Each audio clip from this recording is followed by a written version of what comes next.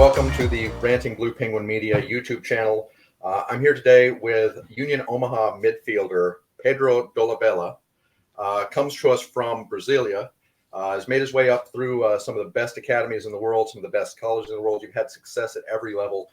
Pedro, I want to thank you for taking the time to come out to do this and really just kind of share your experiences as it has been coming through the system and everything else. Thanks, Tim. It's a pleasure. Thanks for having me. So first thing, before I get anything else, I am a Union Omaha supporter. I am an Omaha Parliament member, and God love you for that goal in St. Louis Tuesday night. That was a 22,000 person crowd, about 30 of which were Union Omaha. Could you hear them? Could you hear our guys cheering you on as you made that goal? No, we definitely hear you guys, and we knew exactly where you guys were on the stadium. And as soon as we got the chance in the end of the game to thank the fans, and appreciate the support to making the long drive to come watch us. And when I scored, all I could hear was the fans. That's great. 22,000 versus 30. Those aren't great odds, but we'll scream for you constantly, especially with moves like you did in the box. I thought it hit the back of the side netting and went through the back. It wasn't until you were celebrating as I was watching it that I knew it went in, and just complete joy. So again, beautiful goal, and I'm glad that our supporters were able to get out there, and even though they were small, actually give you guys a little bit of that push and that momentum and that understanding that we're behind you all the way. It definitely makes a big difference, knowing that there's people supporting us no matter what, through thick and thin, and we know it's going to be a long season. So the support is more than needed. It's essential for our journey this year. If you've heard any stories about the supporters that are going to be behind you in Omaha, you can guarantee that they're going to be there constantly and until the end of the year and beyond. Thank you very much for that. So we'll go ahead and get into the meat of where this is. As I understand, you came from Brasilia and you grew up there. What got you into football in the first place? Tim, different than in the United States, where you guys have basketball, football, and all baseball, all these other sports. In Brazil, the majority of the people by miles love soccer ahead of everything. Like Brazil is a soccer country. We have the best player in history, Pelé, that recently passed away. Yeah. And when you're born in Brazil, you're born with a ball on your feet. And my father, put me into the game when I was very young, very early in the days. And I fell in love with it, supported his club, and he took me to stadiums. So I'm very grateful for him for driving me everywhere to play when I was really young. And, he's definitely one of my biggest supporters. Yeah, I can imagine that he's cheering just as loudly as anybody for you. The sense of community, though, is what I'm getting there, is that football in the other countries that aren't America, the ones that actually have grown up with it, and it's their primary sport, it's the gathering table where everybody comes together, regardless of who you support. Is that pretty much what I'm getting in a true sense? No, 100%. And we recently saw it in the World Cup right now. It's obviously the Brazil was divided with the elections and stuff that happened this year. Yeah. But with the World Cup, everybody came together, and everyone was partying in the same places and supporting the national team, which is one of our big passions. And it's just it definitely brings the country and the community together. So when was the first time that you really sensed that supporter culture? When is the first time you actually got to go to a match and feel it in the stadium? I believe I'm not sure exactly my first game that I went to, but I remember one time that Brazil played in Brasilia in 2005 when I was really young. And I remember there was a big group of friends from my dad and my uncle that put me on their shoulders and walk through the crowd, and we watched a beautiful team that they beat Chile 5-1 with Ronaldinho, Kaká. It was pure joy, and I think this moment really like stuck with me. Yeah, and it doesn't help having some of the greatest that have ever touched a pitch to be there to cheer for and all of that. So it's very familial for you, very community based for you. Are there any traditions, any supporter traditions from Brazil that you hold on to that if you were watching a match you find yourself doing? Honestly, like I don't know specifically, but like I love watching football. I every chance I have to watch it.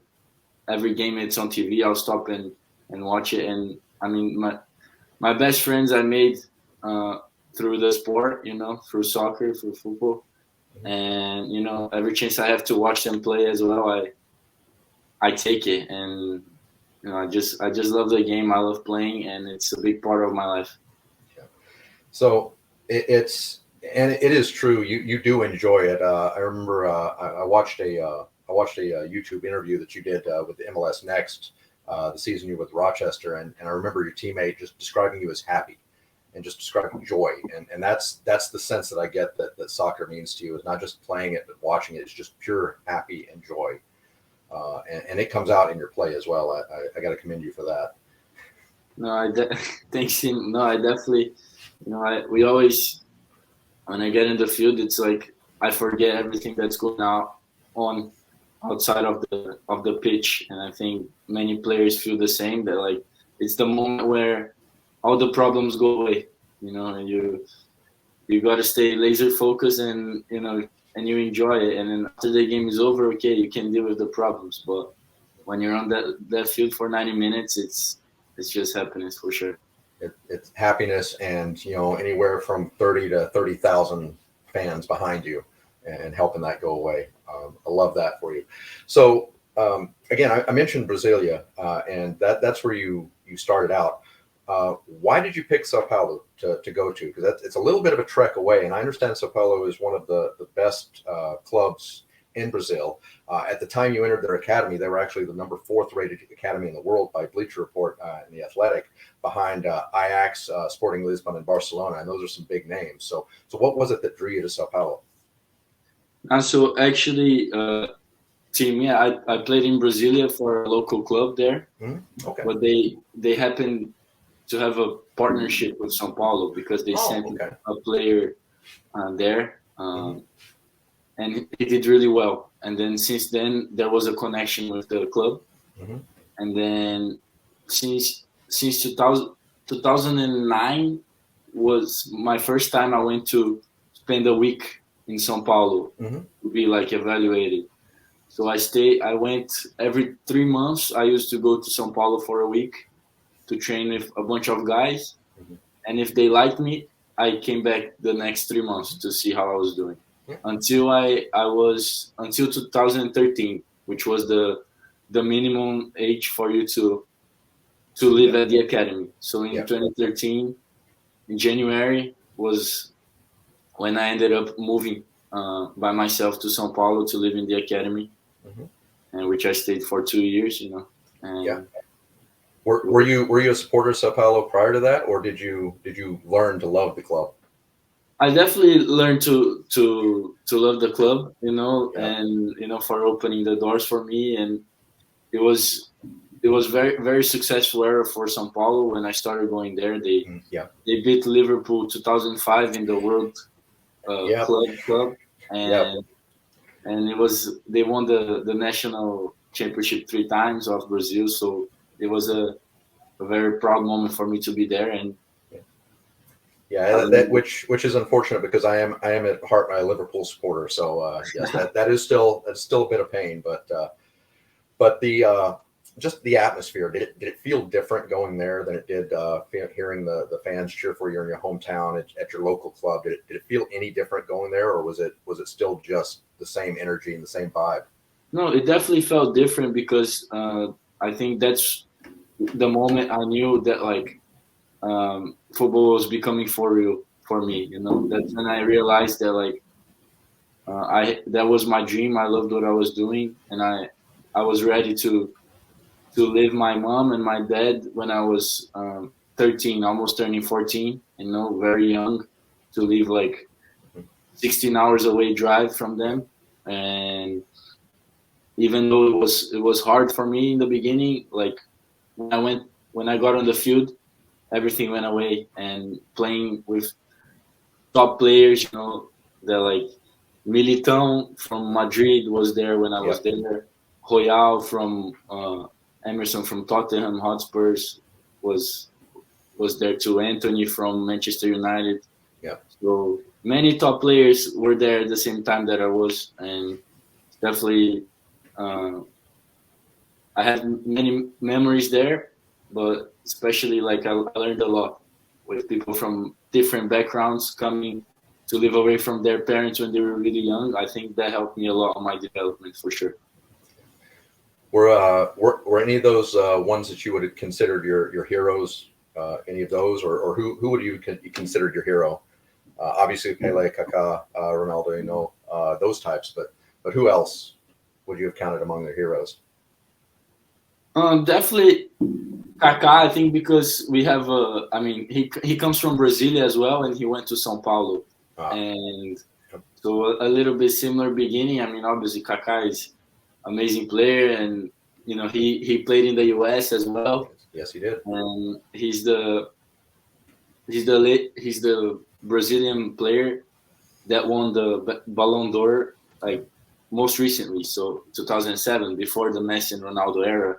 Yeah. So I think that just shows how great he was, and you know I like his personality too, and the way he goes about his life. So I think Kaká is definitely somebody that I look up to, no doubt.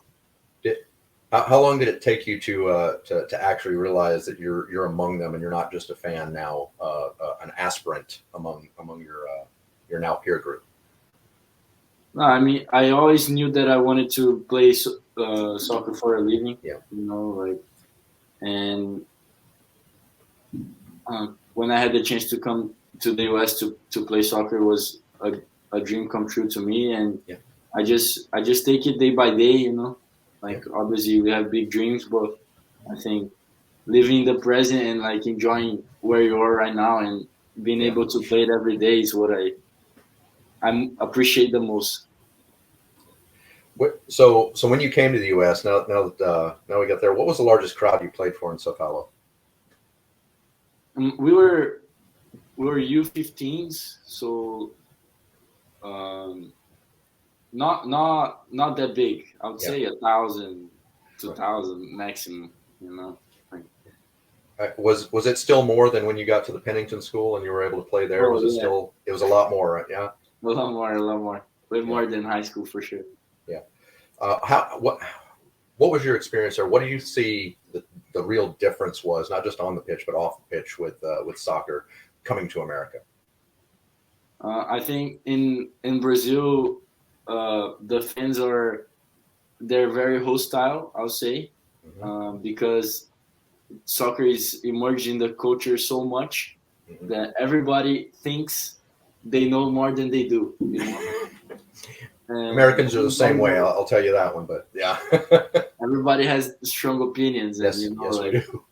And when they get on the field, and in reality, they don't know much what's going on, you know. But like everybody wants to have a say, and I think sometimes it gets over the line and it becomes not nice. Some of the comments, but it's part of the game. Yeah. So was that the big difference though? Was that just the amount of caring? Like in Brazil, it was a serious thing. In America, it was just okay. There's some kids out playing a ball, or did you feel any other differences? I mean, obviously, like the sport is growing here a lot, and I feel it every day, you know. But surely, like back in 2016, it wasn't the football wasn't as big as it is nowadays, you know. USL League One didn't exist, for example. So many clubs didn't exist, and it wasn't as big in Brazil either, you know. But I think I'm sorry, I lost. But I think it's definitely growing here, Yeah. and I'm excited to be part of this development of the sport, and I think So, so I'm sorry I interrupted you. Go ahead. no, I'm just saying that I truly believe that like now, uh, with the World Cup coming to the U.S. as well, Mhm. like the sky's the limit, Yeah. and I know this country cares so much about sports, and Yeah. that's a big reason why I enjoy being in the U.S. because I know how the potential of soccer in this country is so big. Yeah. And looking at the history, obviously the reason we have MLS was because of getting awarded the World Cup in '94, Hmm. and so it has to grow now that we have 2026 coming up, and we have the growth in the Soccer Federation here.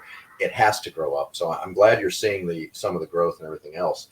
Um, Going back to high school though, I'm not sure if you're aware. Do you realize that there is another former Union Omaha Owl who was a soccer star there at the Pennington?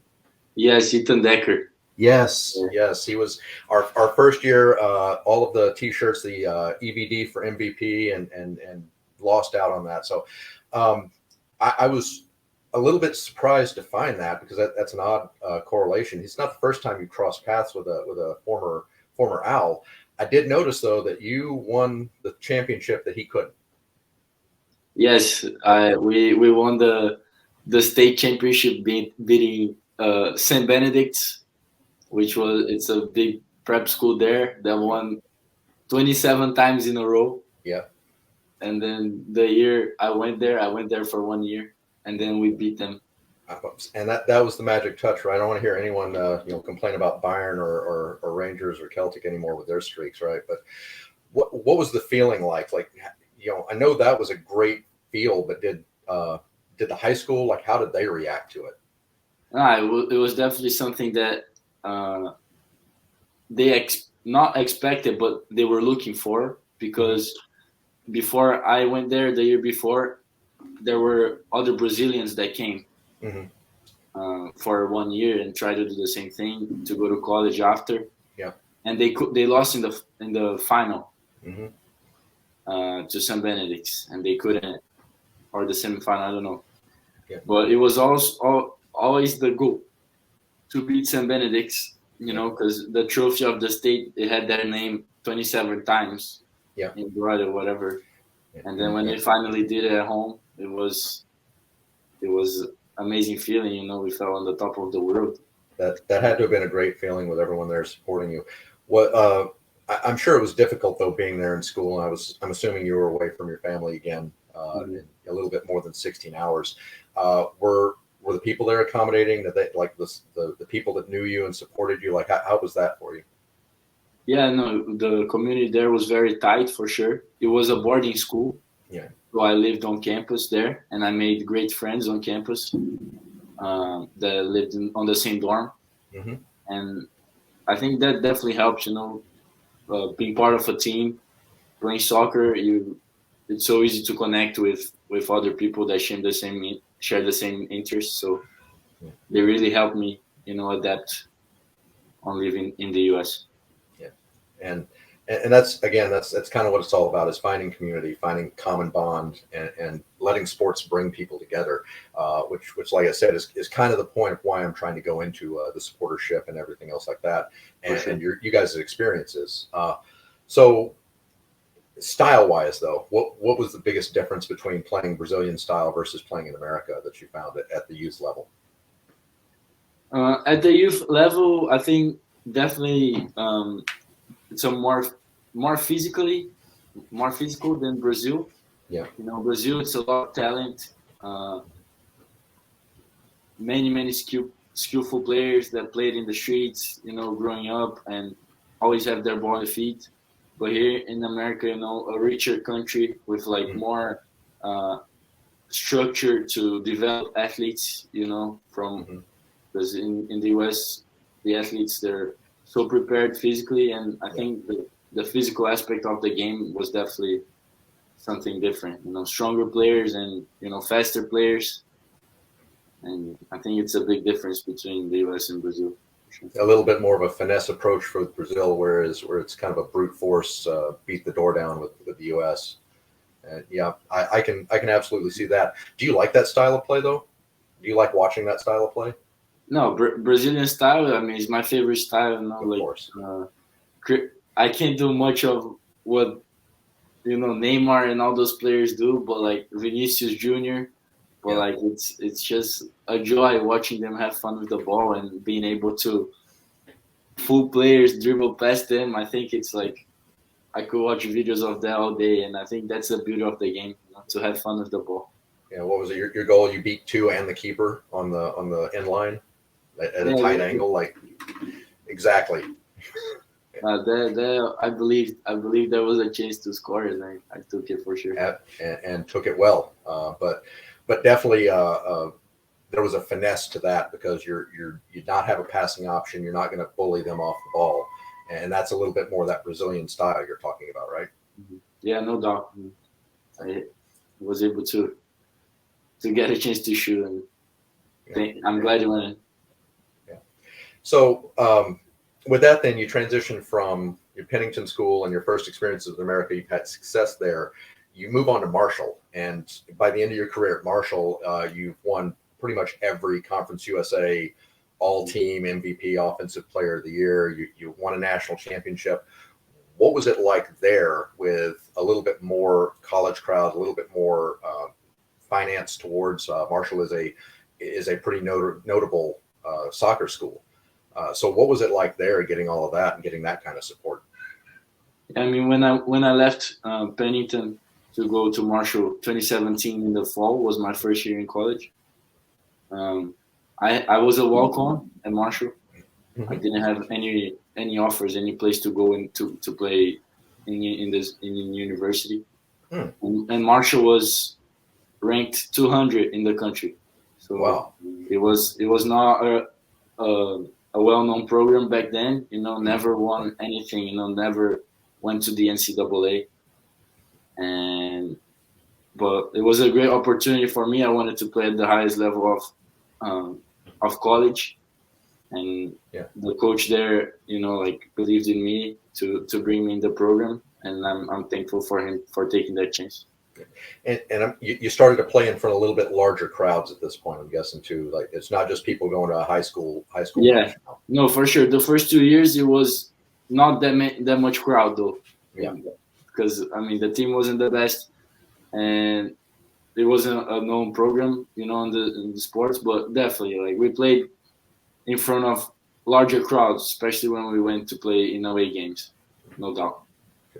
Did they seem a little bit more in tune with the soccer supporter culture that we've come to know? The chants, the drums, the sound, the noise. Just were they more in tune, or have they figured that out yet at Marshall?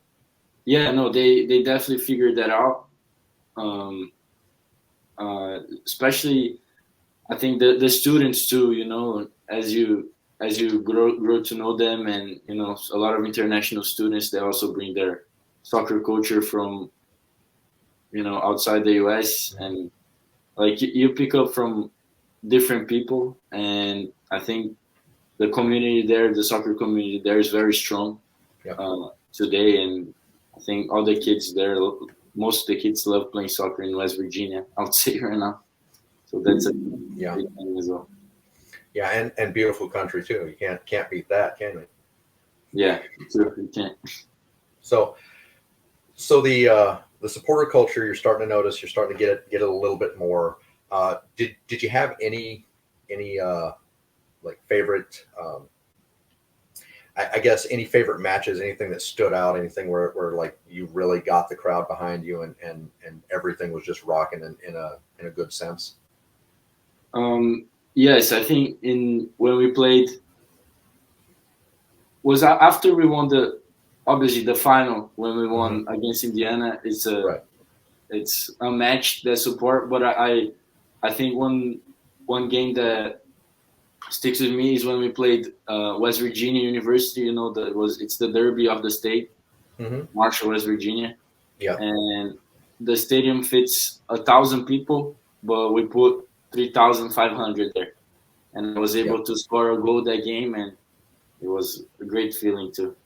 So that was a match that sticks. And for a an up and coming program at that point, then, and the first national championship is like I can't imagine sitting on a bench and not being on my feet, not screaming and yelling and chanting the whole time and everything else, especially as soon as you take the lead and it looks like it's going to happen. So about 3,500, you say, and then graduating, you end up in Rochester, right? Yes. Yeah. How was your time there? What did you think of that? It was. I enjoyed my time in Rochester. Obviously, I spent preseason with Charlotte FC. Yeah. From the MLS, their first year. Yeah. But I ended up not signing there, and I had the chance to go to Rochester, and it was my first professional club. Mm-hmm. I'm forever thankful for them for opening doors for me to the professional level. Yeah. And I knew it was not going to be easy the first year, but I committed 100%. I gave my 100% on and off the field with recoveries, taking care of myself, training hard every day, and it was a great year in Rochester. Yeah, and that Rochester itself has had a little bit of a rocky football history, right? Because the team has suspended itself. It's been come back and it various times over the years. And this was one of the early, I can't remember if it was 1 or 2 years, but they had not been back playing until for a couple of years at that point. Did it seem like the crowd missed a beat? Were they still into it? Were they still like feeling it for you? Yes, the fans there were amazing. They from the Rhinos era, the Rochester Rhinos, or Yep. As you know, it's a big historic club. Yeah. There, even Steven Dos Santos played Yep. in Rochester back in the days. Yep. And they were very passionate and very happy to have soccer back in the city, and I feel very sorry for the fans for not having this continuation for this season, because it was a great time for them to connect with the team, and the games were awesome there, the atmosphere as well. So it's sad that and unfortunate what happened with the club, and I hope they can get back on their feet in the future. I'm going to assume you don't have to answer this, obviously, if you don't want to. I'm going to assume, though, that if the club still existed, you would have been happy to re-sign there, or were you looking for other opportunities? Yes, they actually picked up the option on my contract to play there this year. Mm-hmm. And I was still a Rochester player until February, March, and then when they released all the players, they said, "Hey guys, I don't know," and I was the last player to leave the club. So I was there until the end, and it was sad to see everybody leaving and the season not happening for them. Yeah. But I'm glad Union Omaha, they waited on me, and Dom and Peter, believed on me and were able to bring me to the club. There may have been a few supporters that were a little worried getting towards the end of February, not maybe having the roster that we had just yet. You were one of the last signings, and I think our backup keeper McGrain, right? I think he was the last signing that we saw, and we read your pedigree and we were like, wow, why is he not advancing? Why is he not in championship even? Why is he not? So we absolutely, we lucked out, I think, getting you, and we absolutely appreciate that. And I really hope that the fans embrace that. I know you haven't seen a lot of the field just yet, but if the reaction to the time that you have had on the pitch is any indication, I hope we're making you feel welcome, and I hope we're actually like getting into that supporter culture and showing you that, hey, it was unfortunate, but we're glad you're here. No, I'm very glad I'm here too, Tim. And Omaha, it's been great for me so far. It's in the U.S. It's the biggest city I've lived so far, and the community is great. We trained for the first time at Werner yesterday, and today we trained there again. So It's a great place, and I've been following Union Omaha since since our first season, back in 2020. Because just to shout out, my best friend Ilau Osman, and because of him, I probably watched every single game he played, and that's why I was a big follower of the club before I even came here. The stories, and I understand you inherited the captaincy at Marshall from Ilau when you were there, and he got to Omaha, and just his passion and his presence and his joy, right? It's just his pure joy. It's similar to yours. It was on display to watch, and we pick up on that as fans. I think we need to pick up on that as fans. It's okay to have your, for the Ted Lasso incline, the Roy Kents out there, just the angry and the Burr, but you got to have your Danny Rojas's and to get behind those types and just, football is life, football is joy. And so having players like you that can do that, I think it makes it easier for us to supporters to identify and to kind of get on, because we're coming from a place of passion, and so are you.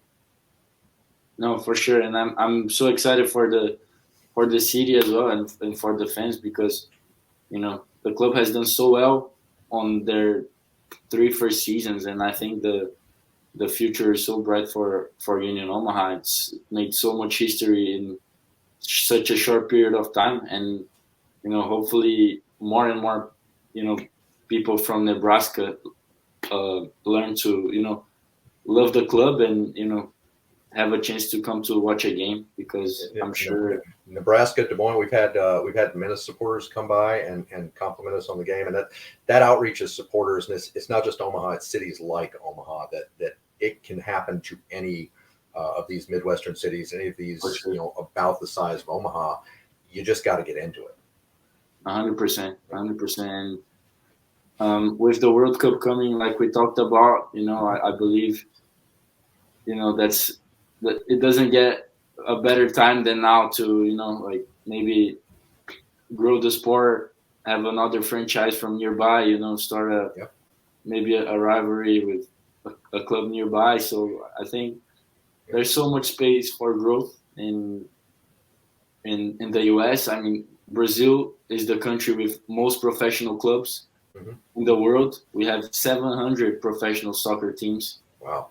And they're not even, I don't think there's 100 clubs. I might be wrong, but maybe a little professional bit clubs. I think maybe you might be hitting right at 100 a little bit more if you count NISA and a couple of those other ones. But it's so not. Just to see the space and the U.S. is probably there's twice the population of Brazil, so it's just so much to grow ahead. So great years ahead for soccer in the country, for sure.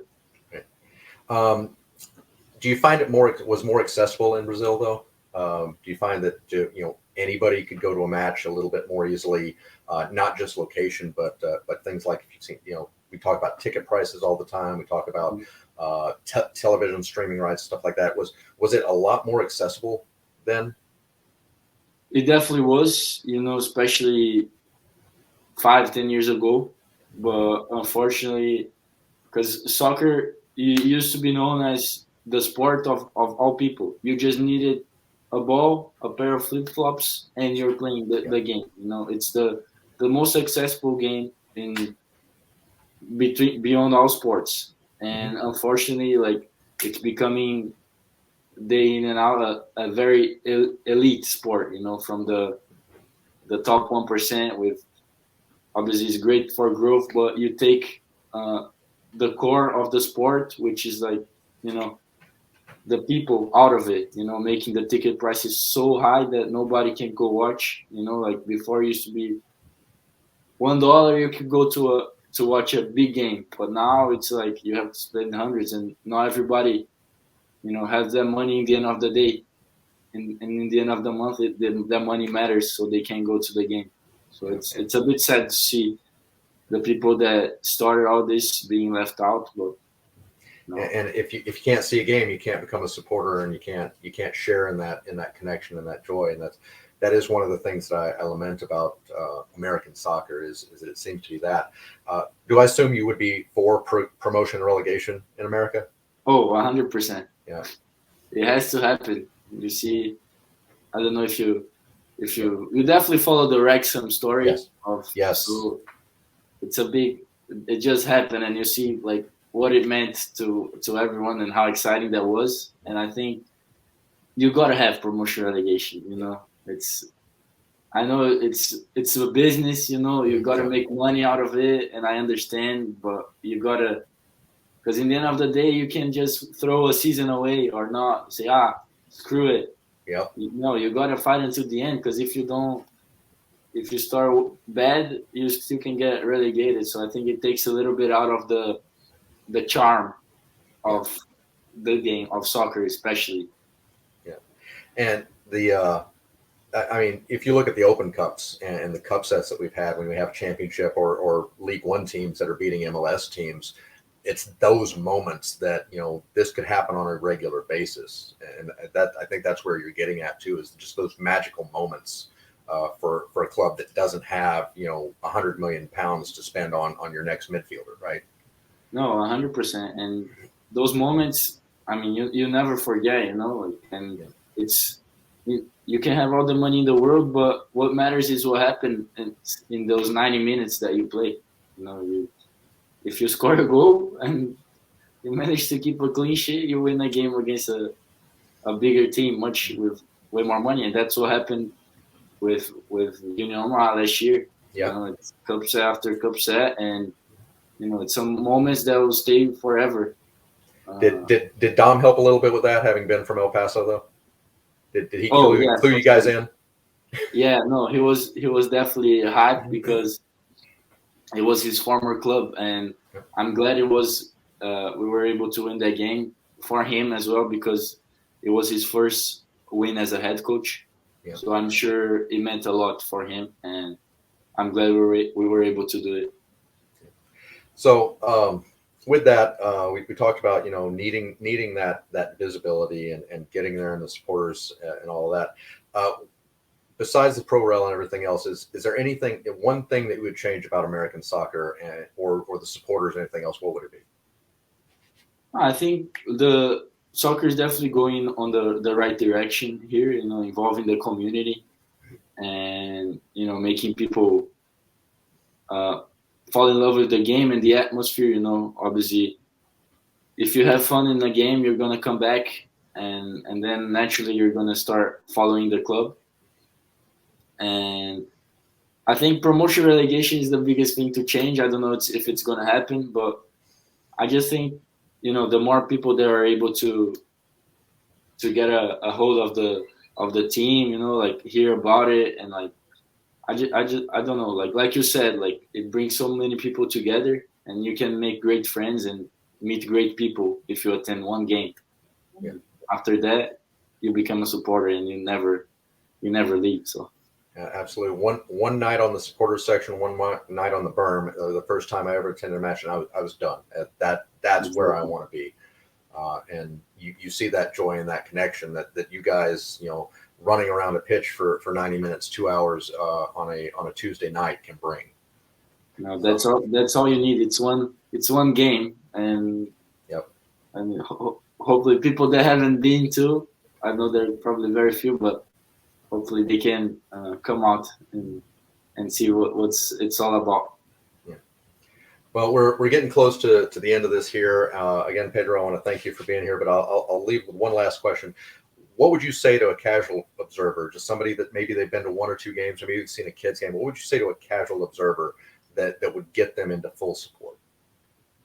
I would just say that like we're here representing not only Omaha, the whole state and the whole area, and we're doing what we love, and we want the fans to have as much fun as we have playing, and that time is probably a highlight of the week for a lot of people, that work so hard during the week and are looking forward to come to a game. And for all of you guys and for them, we just say that we're gonna give our 100% every time you guys come watch, because we know it's probably a sacrifice for a lot of people to go there and make time for it, and we want to make the time worthwhile, maybe sometimes the win doesn't happen, but the effort will always be there, and hopefully they can see that. And hopefully we're doing it, in a downtown stadium sometime soon, and instead of out in the middle of a park there somewhere out in Papillion. But again, the trip is worth it. You guys are making it fun. You've seen the draw, and you guys express pure joy. So absolutely get out to see a game. And even if you're not in the Omaha area, I would say get out and support local. They need it, and they want it, and they're there for you. So even if you've got a League Two or a small club somewhere, get out and support local. Yeah. No, for sure, Tim. I'm definitely with you on that one. All right. Well, Pedro, again, thank you for your time. It's been wonderful. I appreciate you, like I said, being kind of the first interview on this journey that I'm taking, and trying to kind of look at what it's like to be a supporter, what it means, and what it is from the rest of the world. So, Pedro, thank you very much for your time. No, I appreciate being the first one to be interviewed, Tim. It's an honor, and I wish you all the success on this journey, and hope you're having fun with it on the way as well. And thank you much. And I'll see you at Werner. See you at Werner. Bye. All right, guys. So that's it for today. For more information, content, I've got rbpenguinmedia.com. We've got some blog posts, and we'll link to the YouTube. Additionally, you can email me at rbpmedia@gmail.com. Like, subscribe if you like it, and thanks much.